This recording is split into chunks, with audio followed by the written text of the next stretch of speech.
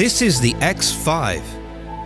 Codename F15. The newest one, with a series of special improvements, like triple turbos, efficiency, more space, sharper looks, and more safety features. And the list goes on.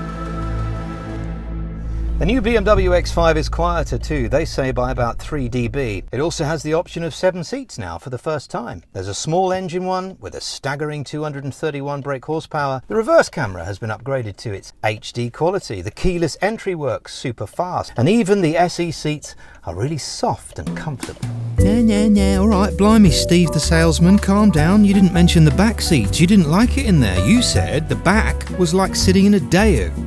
You didn't like the standard leather or the plastics. And you said, as a passenger, that you expected more luxury from a car that is a flagship brand ambassador. You also pointed out that the cheapest one of these is £6,000 more than a house in Burnley.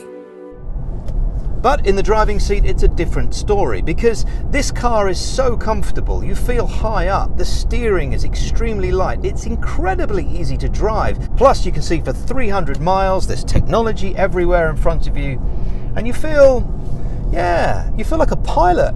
Good afternoon. This is your captain speaking with just a little flight information.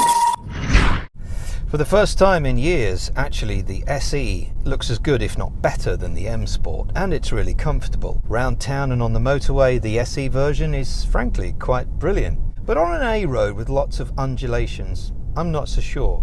And particularly at speeds on the M1, I just thought I don't want to have to do an emergency stop and swerve. So you might want the M Sport suspension, but that's okay. I'll tell you what isn't okay though, the miles to the gallon. I was getting 25 and therefore thought that my car was broken or had a hole in it. So, whilst I pull over again and have another £95 worth of fuel, you can watch my new feature. And here I am, excited about my new feature. It's called Subscribers of the Week. Now, I'm going to talk to Bimbonio first. He gets an award. He wins a pen. Neil Taylor, he was witty. He said the Lexus gearbox is very much like the DAF from 1966. Thank you. Comment and subscribe and I will read yours out next week. Right, off-roading. Now we're talking. This field belongs to, well, someone who then ended up chasing me down this really rickety path in their scary Land Rover until I found the main road. Get your motor running. Head out on the highway.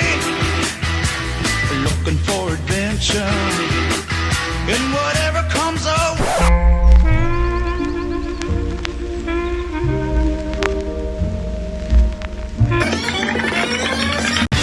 As I was saying, I really can go anywhere in this car. The off-road capabilities are good, so don't listen to the people who say this isn't as good as a Land Rover, because unless you live halfway up a mountain, this really will be all you need.